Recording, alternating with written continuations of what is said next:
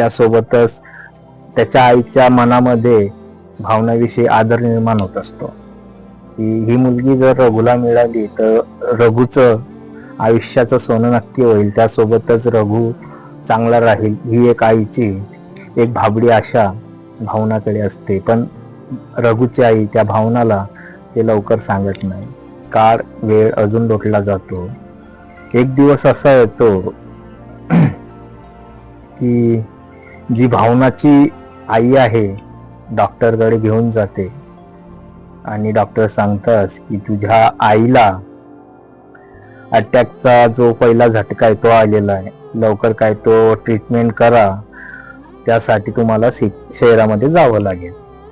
आता तोपर्यंत कसं झालेलं असतं, रघुला या गोष्टीची कल्पना नसते किंवा त्याच्या आईला या गोष्टीची कल्पना नसते. फक्त वन साइड जे काही स्ट्रगल चालू असतं ते फक्त भावनाचं आणि तिच्या आईचं